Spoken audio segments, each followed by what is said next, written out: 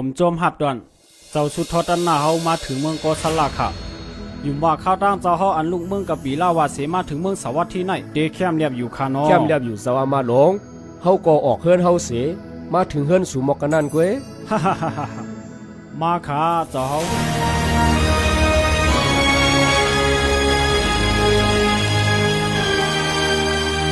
เจ้าสุดทอดหน้ามาถึงยาว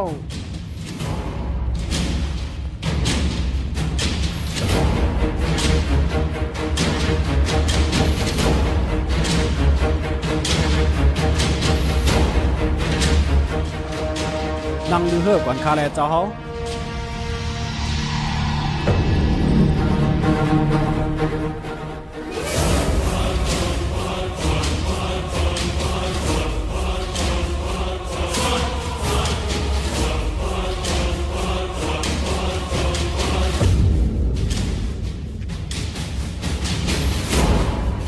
เจ้าพี่ห้ามปองใจตั้งเฮ็ดอันไหน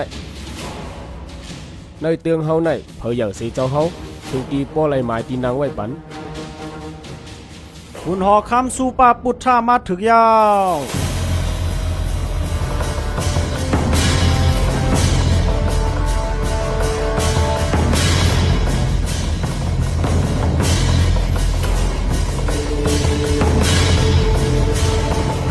นั่งลือก่อนค่ะ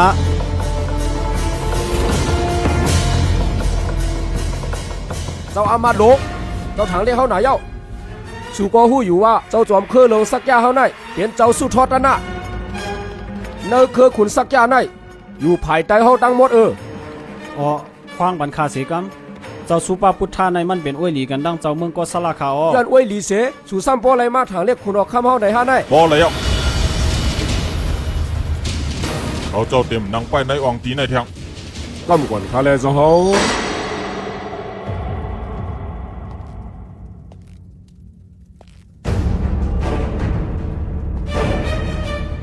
เจ้าเฮาได้ก่อขาในมันเฮ็ดผิดกว่าข้าอ้อเจ้าเฮานังตีคาโกไลอยู่นาจันเจ้าเฮาได้เป็นขุนออกคำเฮาหลงป้อเจ้าฮู้โตลีอยู่ก็เจ้าหลวงไล่ค่ายไว้ปันเต็มปึ้งข้ากันตัวใหญ่ๆนำข้าเจ้าสุดทอดนั่นน่ะนั่งข้าเจ้าเฮามานั่งข้าป้อมมีลองนับยำกันก็มันนำหลวงนางเย้าเจ้าสุปาพุทธะ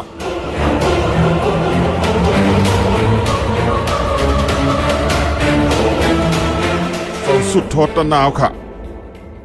คว้างปันกวนขาเฮาสีกำมันอ่ำหู้ว่าลองถังเรียงอิดวัดในจางเปลี่ยนปังตึกหลงขาออกเกาปวดจันมือออกตีจันอำมาตยามตัวเหลียวใน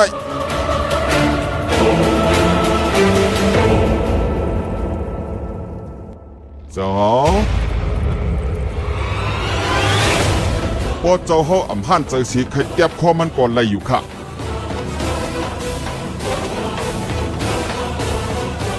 คุยกาปอเจ้าไข่เตียบวายย้อนชูปันลูกค้าเย่าจ่องกะเฮ็ดข้าย้อนลัดว่าอันเลยหมอกเจ้าเฮามาปางอาภรณ์เจ้าเฮาปีนแข็งคึกตอน